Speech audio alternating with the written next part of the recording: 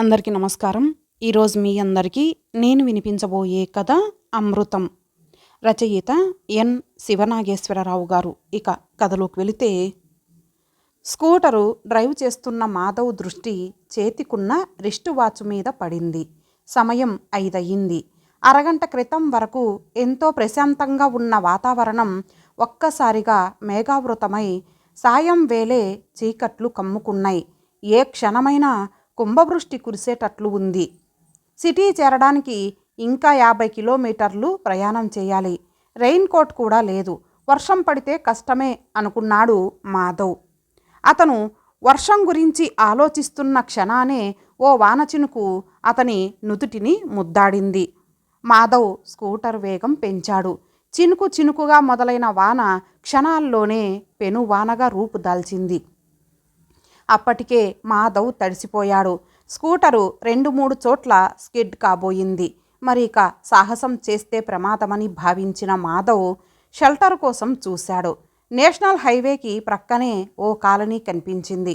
ఆ కాలనీకి కాస్తంత దూరంగా అతనికి సమీపంగా ఓ చిన్న బంగ్లా కనిపించింది. అతను బంగ్లా సమీపాన స్కూటర్ ఆపి స్టాండు వేశాడు.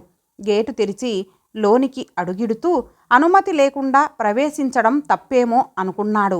కానీ జోరున కురిసే వాన వలన తప్పొప్పుల ఆలోచన మాని లోనికి నడిచాడు. సన్షెడ్ క్రింద నిలబడి జేబులోంచి కర్చీప్ తీశాడు. అది కూడా తడిసిపోయింది. దాన్ని పిండి తల తుడుచుకున్నాడు. గ్లాసు విండోలోంచి లోన ఎవరో టీవీ చూస్తున్నట్లు అస్పష్టంగా కనిపించింది.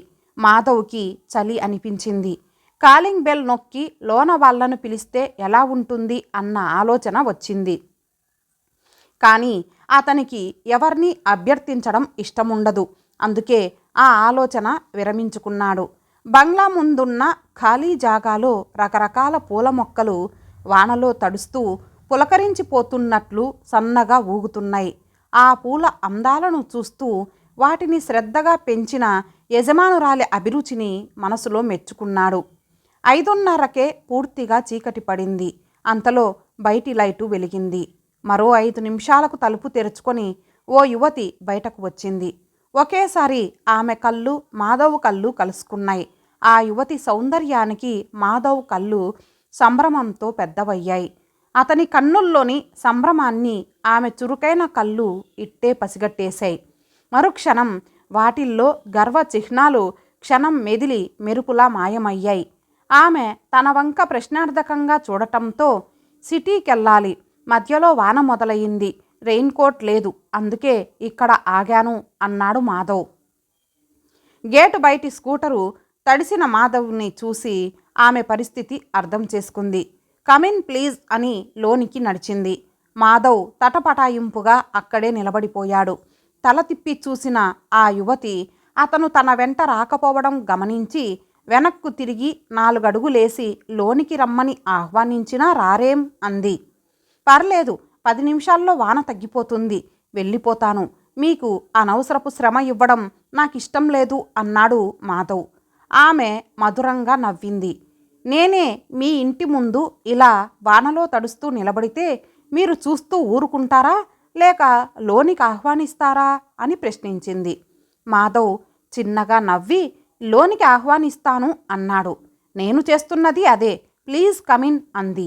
మాధవ్కి మరిక లోనికి నడవక తప్పలేదు. ఆమె లోపల నుంచి ఓ లుంగి టవల్ తెచ్చి అందించి తడిసిన బట్టలు ఫ్యాన్ క్రింద ఆరబెడదాం, మార్చుకోండి అంది. ఆమె ఎదురుగా బట్టలు మార్చుకోవడానికి అతను ఇబ్బందిగా ఫీల్ అయ్యాడు. అది గమనించిన ఆమె పెదవులు చిన్నగా విచ్చుకున్నాయి. అక్కడ నుంచి తప్పుకుంది. మాధవ్ తడిసిన బట్టలు విప్పి పొడి లుంగి కట్టుకున్నాడు. టవల్తో ఒళ్ళు తుడుచుకుంటూ ఉండగా ఆ యువతి టీ కప్పుతో ప్రత్యక్షమయ్యింది. గులాబీ రంగు చీరలో ఉన్న అందాల రాశిని చూస్తుంటే బయట వానలో తడుస్తూ గాలికి ఊగుతున్న గులాబీలు గుర్తుకొచ్చాయి. లవ్లీ గాల్ అనుకోకుండా ఉండలేకపోయాడు మాధవ్. ఆమె దృష్టి అనాచ్ఛాదితంగా ఉన్న అతని ఛాతి మీద పడింది. గుబురుగా ఉన్న జుట్టు సెక్సీగా అనిపించి ఆమె గుండెలో అలజడి రేగింది. ఆమె చూపు ఎక్కడ పడిందో గమనించిన మాధవ్కి గర్వంగా అనిపించింది. అతనికి తెలియకుండానే అతని చూపు ఆమె ఎద పొంగుల మీద పడింది. అతని తీక్షణ దృక్కుకు ఆమె కలవరపడింది. ఆమె బుగ్గలు ఎర్రబడ్డాయి. అలా నిల్చుండిపోయాడు. ప్లీజ్ కూర్చోండి అని సోఫా చూపించింది. ఆమె టీ కప్పు అందిస్తూ నన్ను పరిచయం చేసుకునే లేదు. నా పేరు హారిక అంది. Nice to meet you. I am Venumadhav పరిచయం చేసుకున్నాడు. ఆమె చనువుగా అతని ప్రక్కనున్న సోఫాలో కూర్చుంటూ ఏం చేస్తుంటారు అని అడిగింది. హౌస్ సర్జన్ అయ్యింది. చదువా ప్రాక్టీసా అన్నది ఇంకా తేలలేదు అన్నాడు మాధవ్. ఐసి, అయితే మీరు డాక్టర్ గారన్నమాట అంది హారిక అతని వంక పరీక్షగా చూస్తూ. అతను టీ కప్పు క్రింద పెడుతూ టీ బాగుంది అన్నాడు. ఆమె సూటిగా చూసేసరికి అతను తడబాటుగా దృష్టి మరల్చాడు. అతని మాట తీరు కదలికలు చూస్తుంటే మనిషి మహా మంచివాడని అర్థమైపోతూనే ఉంది. అతని మొహమాటం చూస్తే హారికకి అతన్ని ఆట పట్టించాలి అనిపించింది. నాకంటే బాగుందా అంది. ఆమె చొరవ తీసుకుంటున్నట్లు మాధవ్కి అర్థమైంది. ఇంట్లో ఎవరూ లేరా అని అడిగాడు. భయం వేస్తున్నదా? అల్లరిగా నవ్వింది హారిక. భయం కాదు, జస్ట్ తెలుసుకోవడానికి అన్నాడు మాధవ్. అమ్మా నాన్న పెళ్ళికని వెళ్ళారు. ఒంటరిగా ఉండడం మించి బోర్ ఏముంది? దేవుడు కరుణించి మీ కంపెనీ భాగ్యం కలిగించాడు. ఏమంటారు అంది హారిక. అతను ఆమె వంక సాలోచనగా చూశాడు. హారిక కళ్ళు అల్లరిగా నవ్వుతున్నాయి. కళ్ళల్లో గొప్ప మెరుపుంది. ఆమె కాలు మీద కాలు వేసుకొని కూర్చుంది. ఆమె పాదం అంచు అతని పాదాన్ని తాకనట్లు తాకుతున్నది. వానకు గాలి తోడయినట్లుంది. బయటి నుంచి హోరున గాలి శబ్దం వినిపిస్తున్నది. అంతలో కరెంటు పోయి గదిలో గాఢాంధకారం ఆవరించింది. హారిక హృదయంలో అలజడి పెరిగింది. ఒక చిలిపి తలపు క్షణంలో తనువంతా విషంలా పాకింది. బయట లోన చల్లగాలి, చీకటి, సరసన అందమైన యువకుడు. ఆమె కోరికను నిగ్రహించుకోలేక సోఫాలోంచి పైకి లేచింది.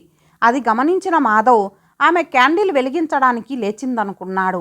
హారిక నెమ్మదిగా తలుపు దగ్గరకు వెళ్ళి చప్పుడు కాకుండా తలుపునకు గడియ పెట్టింది. మెల్లగా వచ్చి మాధవ్ ఒడిలో కూర్చుంది. మరుక్షణం మాధవ్ హృదయ స్పందన పెరిగింది. పువ్వులాంటి ఆమె మేని మృదుత్వం అతనిలో కోరిక రేపింది. ఆమె దగ్గర నుంచి వస్తున్న పూలవాసన అతనికి పిచ్చెక్కించింది. ఆమె అతన్ని పెనవేసుకుపోతూ అమృతం ఇవ్వనా అంది. మాధవ్ సమాధానం చెప్పలేదు. హారిక తన పెదవులతో మాధవ్ పెదవులు అందుకుంది. మాధవ్కి తను కంట్రోల్ తప్పుతున్నట్టు తెలుస్తూనే ఉంది. అతను ఆమె అదరామృతం జుర్రుకున్నాడు. ఓ క్షణం తర్వాత ఇద్దరి పెదవులు విడిపడ్డాయి. అతను మైకం నుంచి తేరుకుంటూ నాకిష్టం లేదు అని గొనిగాడు. అమృతం రుచి తెలిసింది, తృప్తిగా త్రాగనివ్వండి. హారిక తీగలా అతన్ని అల్లుకుపోయింది. ఆమె వక్షద్వయం అతన్ని హత్తుకొని కవ్వించాయి. అంత పరమ చలికి వణికిన అతని శరీరంలో వేడి రాజుకుంది. అతనికి తెలియకుండానే ఆమె చుట్టూ అతని చేతులు బిగుసుకున్నాయి. అతనిలో వచ్చిన మార్పు హారికకి తెలిసిపోయింది. ఆమె పైకి లేచి అతన్ని బెడ్రూంలోకి తీసుకుపోయింది. ఎమర్జెన్సీ లైటు వెలుతురులో ఆమె వలువలు విడుస్తుంటే పాలరాతి శిల్పం వంటి ఆమె అందానికి అతను పూర్తిగా పాదాక్రాంతుడయ్యాడు. చేసేది తప్పని తెలిసినా అతను మనోనిగ్రహం కోల్పోయాడు. అతను తమకంతో ఆమెను అల్లుకుపోయాడు. గంటలు నిమిషాల్లా గడిచిపోతున్నాయి. వాన తగ్గింది. ఫ్యాన్ గాలికి ఆరిన బట్టలు వేసుకున్నాడు మాధవ్. హారికను మరోసారి దగ్గరకు తీసుకుని ముద్దాడి సారీ అన్నాడు. హారిక అతని అరచేతిని ముద్దాడి, మిమ్మల్ని లోపలికి ఆహ్వానించినప్పుడు నాకు ఏ దురుద్దేశమూ లేదు. జరిగిన దాంట్లో నా తప్పు ఉంది, మీరే క్షమించాలి అంది. అతను స్కూటర్ స్టార్ట్ చేస్తూ ఈ వానరాత్రి చాలా కాలం గుర్తుంటుంది అన్నాడు. హారిక సిగ్గుపడుతూ thank you and good night అంది. అతను ఆమె దగ్గర సెలవు తీసుకున్నాడు. మాధవ్ ఇల్లు చేరాడే కానీ ఆ రాత్రి చాలాసేపటి వరకు నిద్ర పట్టలేదు. అతని కనుల ముందు హారిక, మనసులో హైమ మెదులుతూనే ఉన్నారు. అతనికి నెల క్రితం జరిగిన పెళ్లిచూపుల సంఘటన జ్ఞాపకం వచ్చింది. మాధవ్ తల్లిదండ్రులతో హైమను చూడ్డానికి వెళ్ళాడు.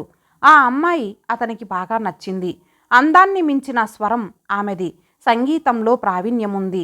అద్భుతంగా పాడింది. ఆమె అందాన్ని వీక్షిస్తూ గానం వింటే స్వర్గంలో విహరించిన అనుభూతి కలిగింది. ఫార్మాలిటీస్ అయ్యాక హైమ మాధవ్తో మీతో ఓ నిమిషం మాట్లాడాలి అంది.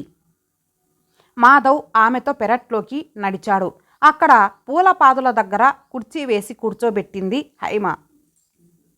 ఆమె ఏదో చెప్పడానికి సంకోచిస్తున్నట్లు గ్రహించిన మాధవ్ పర్లేదు చెప్పండి అన్నాడు. హైమ నోరు విప్పింది. నేను తప్పు చేశాను. ఒక ఫ్రెండ్తో శారీరకంగా కలిశాను. చేస్తున్నది తప్పని తెలిసినా ఆ బలహీన క్షణాన అలా జరిగిపోయింది. ఇది మీ దగ్గర దాచి జీవితాంతం గిల్టీ ఫీలింగ్తో బాధపడ్డం కంటే పెళ్ళికి ముందే నిజం చెప్పటం నయమని చెప్పేస్తున్నాను. నా తప్పును క్షమించగలిగితేనే నా మెడలో 3 ముళ్ళు వేయండి. మాధవ్ ఆమె కనుల లోతుల్లోకి చూశాడు. పశ్చాత్తాప భావం ఆమె కన్నుల్లో సుస్పష్టంగా కనిపించింది. అతను ఆమెకి ఏం సమాధానమియ్యలేదు. మౌనంగా అక్కడ నుంచి బయలుదేరిపోయాడు. ఎంతగా ఆలోచించినా హైమ చేసింది తప్పు. ఆ తప్పు కప్పిపుచ్చుకోవడానికి తెలివిగా డ్రామా ఆడుతున్నది. లేకపోతే చేసేది తప్పని తెలిసినప్పుడు ఆ మాత్రం కంట్రోల్ చేసుకోలేదా అనుకున్నాడు మాధవ్. తప్పు చేసే ఉద్దేశం లేకపోయినా పరిసరాలు, పరిస్థితులు ఒక్కో క్షణం మనిషిని ఎంతగా ప్రలోభ పెడతాయో, ఎంత బలహీనుణ్ణి చేస్తాయో అతను ప్రాక్టికల్గా తెలుసుకున్నాడు. మాధవ్ మనసులోని ఆలోచనలు ఓ రూపం దాల్చాయి. అతను అప్పటికప్పుడు హైమకు ఉత్తరం రాశాడు. ప్రియమైన హైమకు, సాగర మథనంలో హాలాహలం, ఆ తర్వాతే అమృతం సిద్ధించాయి. నీ జీవితంలోనూ అదే జరిగింది. తప్పు చేసిన భావనను ఇంతవరకు హాలాహలంగా భరించావు. ఇక ముందు నీకంతా అమృతమే. నీతో జీవితం పంచుకోవడానికి నేను సిద్ధంగా ఉన్నాను. ఇట్లు మాధవ్. అంతటితో అతని హృదయంలోని హాలాహల జ్వాల చల్లారింది. అమృతం అందుకునే క్షణం కోసం నిరీక్షణ మొదలయ్యింది. ఇంతటితో ఈ కథ సమాప్తం. మరలా మరొక మంచి కథతో కలుద్దాం. అంతవరకు సెలవు. నమస్తే.